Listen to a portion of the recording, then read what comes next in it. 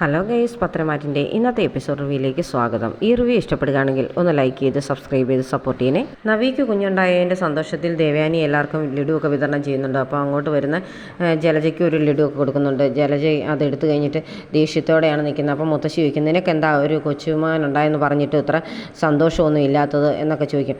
ഞാൻ എന്തിനാ അതിന് സന്തോഷിക്കുന്നത് എന്നൊക്കെ ചോദിക്കുന്നുണ്ട് ജലജ. എന്നാലും നീ ആ ഹോസ്പിറ്റലിൽ ഉണ്ടായിരിക്കണ്ടേ, ഈ സമയത്ത് കനകയുടെ കൂടെ നീയല്ലേ ഉണ്ടായിരിക്കേണ്ടേ എന്നൊക്കെ മുത്തശ്ശി ചോദിക്കും. അത് കേൾക്കുമ്പോൾ ദേവയാനിയും ചോദിക്കുന്നുണ്ട്, ശരിയാണ്, നീ ആ കൂടെ പോയി നിൽക്കേണ്ടതല്ലായിരുന്നു എന്ന്. എനിക്ക് അവിടെ പോയി നിൽക്കുന്ന ഇഷ്ടമില്ല, അവിടെ എല്ലാവരും ഉണ്ടല്ലോ, പിന്നെ ഞാൻ എന്തിനാണ് പോകുന്നത്? പിന്നെ അത് തന്നെയല്ല, അവളുടെ അച്ഛനും അമ്മയും അവിടെ ഉണ്ടെങ്കിൽ പിന്നെ എനിക്ക് അവിടെ നിൽക്കാനേ തോന്നത്തില്ലെന്നൊക്കെ പറയും. അതൊന്നും നോക്കേണ്ട ആവശ്യമില്ല, അത് അവൾക്കുണ്ടായ കുഞ്ഞ് മാത്രമല്ല നിൻ്റെ മകൻ്റെ കുഞ്ഞുകൂടെ, അതുകൊണ്ട് നീ ആ കൂടെ പോയി നിൽക്കേണ്ടത് അത്യാവശ്യമായിരുന്നു പറയും. അല്ലേ തന്നെ ബാക്കിയുള്ളവർക്ക് ഇവിടെ മൊത്തം പ്രശ്നമായെന്നൊക്കെ ജലജ പറയുമ്പോൾ മുത്തശ്ശൻ ചോദിക്കുന്നുണ്ട്, എന്താ നിനക്ക് ഇത്രമാത്രം പ്രശ്നം ഈ വീട്ടിലെന്ന്? അച്ഛൻ എവിടെയോ കിടന്ന ഒരു കൊച്ചിനെ എടുത്തുകൊണ്ട് ഇവിടെ വളർത്താനായിട്ട് കൊണ്ടുവന്നിട്ടില്ലേ, അത് ഓർക്കുമ്പോൾ തന്നെ എനിക്ക് ഏറ്റവും ദേഷ്യം എന്നൊക്കെ പറയും. അന്നേരം മുത്തശ്ശൻ പറയുന്നുണ്ട്, അത് പറയാൻ നിനക്കൊരധികാരമില്ല, പ്രത്യേകിച്ച് നീ തന്നെയാണ് ഇത് പറയാതിരിക്കേണ്ടത്. കാരണം എങ്ങോട്ട് പോകണമെന്നറിയാതെ നിന്നെ നിങ്ങൾ ഇവിടെ കൊണ്ടുവന്ന് വളർത്തിയില്ലേ മകളെ പോലെ, അതുപോലെ തന്നെയുള്ള ഒരു കുട്ടിയാണ് അതും. അതിനെ ഇങ്ങോട്ട് കൊണ്ടുവന്ന് ഞങ്ങൾ കൊച്ചുമകളായിട്ട് അംഗീകരിക്കുകയും ചെയ്ത് ഇനി അവൾ ഇവിടെ വളരുകയും ചെയ്യുമെന്ന് പറയും. അത് കേൾക്കുമ്പോഴത്തേന് ജലജയ്ക്ക് അങ്ങ് ദേഷ്യമാണ്. ഉടനെ മുത്തശ്ശിയും പറയും, ആ കുട്ടിയെ കണ്ടു കഴിഞ്ഞാൽ എങ്ങനെയാണ് വെറുക്കാൻ തോന്നുന്നത്? നിനക്കിതൊക്കെ എങ്ങനെ പറയാൻ തോന്നുന്നു ജലജ? അതുകൊണ്ട് ഇനി ഇങ്ങനെയൊന്നും പറയാൻ പാടില്ല, ഈ കുഞ്ഞ് ഇവിടെ തന്നെ വളരുമെന്ന് പറയും. ദേവയാനിക്കും അതിനോടൊക്കെ സപ്പോർട്ടാണ്. പിന്നീട് കാണിക്കുന്നത് നന്ദുവിനെയും കൂട്ടുകാരിയാണ്. നന്ദു ആകെ ടെൻഷൻ അടിച്ച് ഫോണൊക്കെ ആയിട്ട് ഇരിക്കുകയാണ്. അപ്പം കൂട്ടുകാരി ചോദിക്കുന്നുണ്ട്, എന്താ ഇത്ര ടെൻഷൻ, ഹോസ്പിറ്റലിൽ നിന്ന് വിളിയൊന്നും വന്നില്ലേന്ന്? ഇല്ല, ഇതുവരെ വന്നില്ല, പ്രസവിച്ചോ എന്നൊന്നും അറിയത്തില്ലല്ലോ എന്നൊക്കെ പറഞ്ഞുകൊണ്ടിരിക്കുന്ന സമയത്ത് തന്നെ നയനെ വിളിക്കുന്നുണ്ട്. എന്നിട്ട് പറയും, മോളെ സങ്കടപ്പെടുകയൊന്നും വേണ്ട കേട്ടോ, ചേച്ചി പ്രസവിച്ചു, ആൺകുഞ്ഞാണ്, രണ്ടുപേരും സുഖമായിരിക്കുന്നു എന്നൊക്കെ പറയും. അന്നേരം അതൊരു ഭയങ്കര സന്തോഷമാകുന്നുണ്ട്. അന്നേരം പറയും, ഇനി ബാക്കിയുള്ള ഒരുപാട് പേരെ വിളിച്ച് പറയാനുണ്ട്, അതുകൊണ്ട് വെക്കുക മോളെ, വൈകിട്ട് വിളിക്കാമെന്ന് പറഞ്ഞിട്ട് നയനെ അങ്ങ് ഫോൺ വെക്കും. കൂട്ടുകാരിയോട് നന്ദു ഈ സന്തോഷമൊക്കെ പങ്കുവെക്കുന്നുണ്ട്. അത് കഴിയുമ്പോഴത്തേന് കൂട്ടുകാരി പറയും, ഇനി പുതിയൊരു ട്രെയിനർ വന്നിട്ടുണ്ട്, നാഗേന്ദ്രൻ എന്നാ പേര്, ഭയങ്കര സ്ട്രിക്റ്റാണെന്നാണ് പറയുന്നത്. നിനക്ക് എന്തായാലും വലിയ പ്രശ്നമൊന്നുമില്ല, നീ ഇവിടുത്തെ നല്ല ഒരു സ്റ്റുഡൻ്റ് ആണല്ലോ, അതുകൊണ്ട് പിന്നെ പ്രശ്നമില്ലായിരുന്നു. പക്ഷേ എനിക്കാണ് ഭയങ്കര പ്രശ്നമാണ്, എനിക്ക് രാവിലെയൊക്കെ എഴുന്നേറ്റ് ഇതൊക്കെ ചെയ്യാൻ, എക്സസൈസൊക്കെ ചെയ്യാൻ ഭയങ്കര പാടാന്നൊക്കെ പറയും. ഉടനെ പറയും, എന്തായാലും 4:30 തൊട്ട് ഞാൻ എഴുന്നേറ്റ് എക്സസൈസ് ചെയ്യും, നീ ആ കൂട്ടത്തിൽ വരണമെന്ന് പറയും. ഞാനിനി നാളെ തൊട്ട് എന്തായാലും അങ്ങനെ വരാൻ തീരുമാനിച്ചിട്ടുണ്ടെന്നൊക്കെ കൂട്ടുകാരിയും പറയുന്നുണ്ട്. കനകയുടെ അടുത്തിരിക്കുമ്പോഴും നയനയ്ക്ക് ഭയങ്കര സങ്കടമാണ്. മുഖത്തെ സങ്കടം കാണുമ്പോഴത്തേന് കനക ചോദിക്കുന്നുണ്ട്, എന്താ മോളെ, നവ്യമോക്ക് ഒരു കുഞ്ഞുണ്ടായെന്ന് അറിഞ്ഞിട്ട് മോക്ക് ഇത്ര സങ്കടം, മോളും കുഞ്ഞുങ്ങളെക്കുറിച്ചാണോ ആലോചിക്കുന്നതെന്നൊക്കെ ചോദിക്കും. അതൊന്നും അല്ല അമ്മേ, ഞാനിങ്ങനെ ഓർത്തിരുന്നേ ഉള്ളൂ എന്നൊക്കെ പറയും. അന്നേരം വീട്ടിലെന്തെങ്കിലും പ്രശ്നമുണ്ടോ എന്നൊക്കെ ചോദിക്കുന്നുണ്ട്. ഒരു പ്രശ്നവും ഇല്ല, അമ്മായിമ്മ എന്നെ സ്നേഹിക്കാൻ തുടങ്ങിയ പിന്നെ ഒരു കുഴപ്പവും ഇല്ല എന്ന് പറയും. അപ്പം ജാനകിക്കും ജലജയ്ക്കും ഒക്കെ അറിയാവോ നിങ്ങൾ തമ്മിൽ സ്നേഹമാണോ എന്നൊക്കെ? അതൊന്നും അറിയത്തില്ല എന്ന് പറയുന്നുണ്ട്. ആ സമയത്ത് അഭിയും ആദർശയുടെ എല്ലാവർക്കും ലഡു ഒക്കെ വിതരണം ചെയ്തിട്ട് അവർ അടുത്തേക്ക് വരുന്നുണ്ട്. എന്നിട്ട് അമ്മ ഇതെല്ലാവർക്കും കൊടുക്കണമെന്നൊക്കെ പറഞ്ഞ് അഭി അത് കയ്യിലിട്ട് കൊടുക്കും. ആ സമയത്ത് നേഴ്സ് അങ്ങോട്ട് കയറി വന്നിട്ട് കുഞ്ഞിനെ വിറക്ക് ഏൽപ്പിക്കുന്നുണ്ട്. ഇപ്പം കുഞ്ഞിനെ കണ്ടു കഴിയുമ്പോൾ എല്ലാവർക്കും സന്തോഷമാവും. അഭി ഇങ്ങനെ ചിരിച്ചൊക്കെയാണ് നിൽക്കുന്നത്.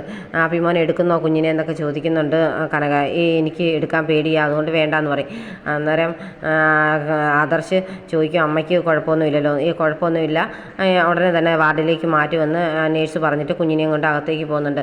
അന്നേരം കനകയ്ക്ക് ഭയങ്കര സന്തോഷത്തോടെ, മോനെ ഇനി മോക്ക് സന്തോഷമായി കാണും, എന്തായാലും ആരോഗ്യമുള്ള കുഞ്ഞാണ് കിട്ടിയിരിക്കുന്നത്, അവസാന സമയത്തൊക്കെ മോക്ക് ഒരുപാട് സന്തോഷവും മോൻ്റെ കെയറിങ് ഒക്കെ ഉണ്ടായിരുന്നല്ലോ, അതുകൊണ്ടായിരിക്കും എത്ര നല്ല കുഞ്ഞുണ്ടായെന്നൊക്കെ പറയുന്നുണ്ട്. ആ സമയത്ത് അഭിക്കൊരു കോൾ വരുന്നുണ്ട്. അഭി ഉടനെ കോൾ അറ്റൻഡ് ചെയ്യുമ്പോഴത്തേന് പണ്ട് ആ കേസൊക്കെ അന്വേഷിച്ച് SI ആണ്. അപ്പോൾ ആ SI വിളിച്ചിട്ട്, സാറേ എന്താ എന്നൊക്കെ ചോദിക്കുന്നുണ്ട്. അഭി ഉടനെ പറയും, എന്നെ ഒന്ന് കാണാനൊന്നും വന്നില്ലല്ലോ എന്തൊക്കെ ചോദിക്കും. പറയും, അല്ല സാറേ, ഞാനിവിടെ ഹോസ്പിറ്റലിലാണ്, എൻ്റെ വൈഫിൻ്റെ ഡെലിവറി ആയിരുന്നൊക്കെ പറയും. അത് സന്തോഷമുള്ള കാര്യമാണ്, ഞങ്ങൾക്കൂടെ സന്തോഷിക്കണ്ടേ, ഒന്ന് കാണണമെന്നൊക്കെ പറയും. ഉടനെ ഞാൻ വന്നേക്കാമെന്ന് പറയുന്നുണ്ട് അഭി. എന്നിട്ട് ആദർശിൻ്റെ അടുത്ത് വന്നിട്ട്, ആദർശേട്ടാ ഒന്ന് വന്നേന്ന് പറഞ്ഞ് വിളിച്ചുകൊണ്ട് പോകുന്നുണ്ട്. അന്നേരത്തേന് ഉടനെ കനക അയനയോട് ചോദിക്കുന്നുണ്ട്, എന്താ അഭിമോൻ എന്തെങ്കിലും പ്രശ്നമുണ്ടോയെന്ന്?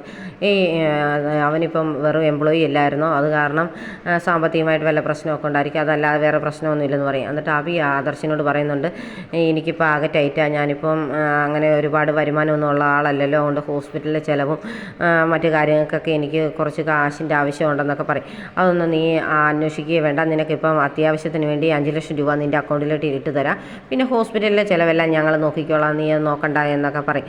അതൊന്നും അല്ല എന്നൊക്കെ പറഞ്ഞ് ആവി അങ്ങ് വലിയ പുണ്യവാളം ചമയാണ്. എന്നിടത്തേന് ഉപദേശമൊക്കെ കുടുംബത്തിന് ആവി മനസ്സിലോർക്കുന്നുണ്ട്. ഇവൻ്റെ ഒരു ഉപദേശം ചെയ്യാതെ അവൻ എൻ്റെ അക്കൗണ്ടിലോട്ട് കാശിടാനുള്ളതിനെന്നൊക്കെ പറഞ്ഞ് ഇങ്ങനെ വന്നിട്ട് ചിരിച്ചങ്ങ് നിൽക്കുകയാണ്. ആദർശ് അന്നേരം തന്നെ ആബിയുടെ അക്കൗണ്ടിലേക്ക് 5 ലക്ഷം രൂപ ട്രാൻസ്ഫർ ചെയ്യുന്നുണ്ട്. അത് കാണുമ്പോൾ തന്നെ ഒരുപാട് സന്തോഷമാകുന്നുണ്ട് ആബിക്ക്.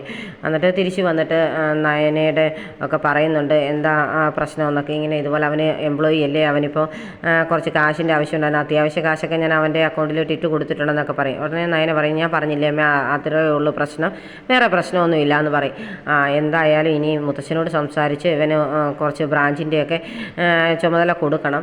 അനിക്ക് കൊടുത്തെന്ന് പറഞ്ഞാലും അനിക്ക് അത് നോക്കാനുള്ള പ്രാപ്തിയൊന്നും ഇല്ലെങ്കിലും കൊടുത്തു എന്നേ ഉള്ളൂ. അതുപോലെ തന്നെ ഇനി ഇവന് ഉത്തരവാദിത്തമൊക്കെ വേണ്ടേ, അപ്പോൾ അവനൊരു കുടുംബമൊക്കെ ആയില്ല, അതുകൊണ്ട് അവനും കൊടുക്കണം, ഇനി മുത്തശ്ശനോട് അത് പറയണമെന്നൊക്കെ പറയും. അന്നേരം എല്ലാം നയന ഇങ്ങനെ അങ്ങ് ഗ്ലൂമി ആയിട്ട് നിൽക്കുകയാണ്. കാശ് കിട്ടിയ ഉടനെ തന്നെ ആബി എന്ന SIക്ക് 2 ലക്ഷം രൂപ ട്രാൻസ്ഫർ ചെയ്ത് കൊടുക്കുന്നുണ്ട്. ഉടനെ പറയും ഞാനിപ്പം എൻ്റെ ഏട്ടൻ്റെ കയ്യിൽ നിന്ന് മേടിച്ച് തന്നതാണ്, ഇനിയിപ്പോൾ താമസിയാതെ എനിക്കും ബ്രാഞ്ചുകളൊക്കെ ചുമതല വരും, അന്നേരത്തേന് ഇതിൽ കൂടുതലൊക്കെ കാണിച്ചു തരാമെന്നൊക്കെ പറയും. അന്നേരത്തേനുടനെ അയാൾ പറയുന്നുണ്ട് എന്തായാലും നിങ്ങളുടെ മുത്തശ്ശൻ ഒരുപാട് പ്രഷർ ചെലുത്തുന്നുണ്ട്, ഈ കേസ് നന്നായിട്ട് അന്വേഷിക്കണമെന്ന് പറഞ്ഞു എന്നൊക്കെ പറയും. അതൊന്നും സാറ് നോക്കണ്ട, അതൊക്കെ ഞാനത് സോൾവ് ചെയ്തോളാം, എത്രയും പെട്ടെന്ന് ഇത് സോൾവ് ആക്കും. പിന്നെ ഞങ്ങളുടെ MD ആയ ആദർശ് പോലും ഇപ്പം ഇനി ഞാൻ പറയുന്നതേ കേൾക്കത്തുള്ളൂ എന്നൊക്കെ പറയും. അദ്ദേഹം എന്തായാലും മൂർത്തി സാറിനെ പോലെ നല്ലവനാണെന്നാണല്ലോ കേട്ടിരിക്കുന്നത് പറയും. അതൊക്കെ അങ്ങനെയൊക്കെ പറയുമെന്നേ ഉള്ളൂ, ഇപ്പം ഇനി കണ്ടോണം കാര്യങ്ങളൊക്കെ മറിയാൻ പോവുകയാണെന്നൊക്കെ ആബി ഇങ്ങനെ ആ SIയോട് പറയുകയാണ്. പിന്നീട് മുത്തശ്ശനും ആദർശിട്ടിരുന്ന് അബിയോട് പറയാണ് നിനക്കൊരു കുഞ്ഞായി, ഇനി കുടുംബമായി, അതുപോലെ തന്നെ ഇനി നിനക്ക് ഉത്തരവാദിത്തമൊക്കെ വേണ്ടേ, അതുകൊണ്ട് 2 ബ്രാഞ്ചിൻ്റെ ചുമതല നിന്നെ ഏൽപ്പിക്കാമെന്നാണ് തീരുമാനിച്ചിരിക്കുന്നതൊക്കെ പറയും. അന്നേരത്തേന് ആബിക്ക് ഭയങ്കര സന്തോഷമാകുന്നുണ്ടെങ്കിലും അതൊന്നും വേണ്ടായിരുന്നുള്ള പരുവത്തിലാണ് സംസാരിക്കുന്നത്.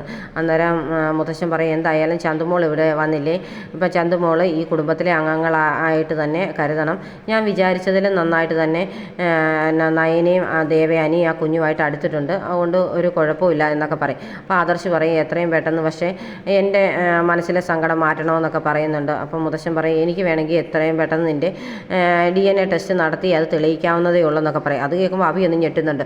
ഉടനെ പറയും പക്ഷേ ഇപ്പം തൽക്കാലം അത് വേണ്ട, കുറച്ചുകൂടെ കഴിയട്ടെ എന്ന് വിചാരിച്ചാണ് ഞാൻ ഇരിക്കുന്നതെന്നൊക്കെ പറയും. ആദർശിന് അങ്ങ് സങ്കടമാണ്, അത് നയനയുടെ മുമ്പിൽ പറയാതെ ഇരിക്കുകയൊക്കെ ആണല്ലോ. അന്നേരം അഭിക്ക് അങ്ങ് ടെൻഷനുണ്ട്. എന്നിട്ട് പിന്നെ അതൊന്നും ഉടനെ നടത്തുന്നില്ല എന്നറിയുമ്പോഴത്തേന് സന്തോഷമുണ്ട്. എന്തായാലും മുത്തശ്ശൻ പറഞ്ഞിട്ട് തീരുമാനിക്കാമെന്ന് ഓർത്താൽ ഞാൻ ഇവരെ ബ്രാഞ്ചിൻ്റെ കാര്യം ഏൽപ്പിക്കാമെന്ന് പറയും. ഞാൻ ഇനി പ്രത്യേകിച്ചൊന്നും പറയുന്നില്ല, നിനക്കാണ് ഇതിനകത്തെല്ലാം തീരുമാനമെടുക്കാനുള്ള അധികാരം എന്നൊക്കെ പറയും. അതുകൊണ്ട് ഇവന് 2 ബ്രാഞ്ച് കൊടുക്കുന്നതിൽ കുഴപ്പമൊന്നുമില്ല, ഇവനത് നോക്കി നടത്തട്ടെ എന്നൊക്കെ പറഞ്ഞ് മുത്തശ്ശൻ അബിയോടും ആദർശിനോടുമായിട്ട് പറയുന്നുണ്ട്. അപ്പോൾ ആദർശ് പറയും മുത്തശ്ശൻ്റെ ഇഷ്ടം അനുസരിച്ച് ചെയ്യത്തുള്ളൂ കാര്യങ്ങളൊക്കെ എന്ന്, ഇനി ഇവന് ഉത്തരവാദിത്വത്തോടെ ആ 2 ബ്രാഞ്ച് നോക്കി നടത്തിയാൽ മാത്രം മതി എന്ന് പറയുന്നുണ്ട്. അപ്പോൾ അബി സന്തോഷത്തോടെ ഇങ്ങനെ വേണ്ടായിരുന്നു എന്നുള്ള പരുവത്തിലൊക്കെ പറഞ്ഞിട്ട് എഴുന്നേറ്റ് പോകുമ്പോൾ മനസ്സിലോർക്കുന്നുണ്ട് ഇത് 2 ബ്രാഞ്ച് അല്ലടാ, ഇത് മുഴുവൻ എൻ്റെ കാൽക്കീഴി വരുത്തുന്ന ഒരു ദിവസം ഞാൻ ഉണ്ടാക്കും, നീ നോക്കിക്കോളാനൊക്കെ ഇങ്ങനെ പറഞ്ഞ് പോകുന്ന അബിയെ കാണിച്ചുകൊണ്ടാണ് ഇന്നത്തെ എപ്പിസോഡ് അവസാനിക്കുന്നത്.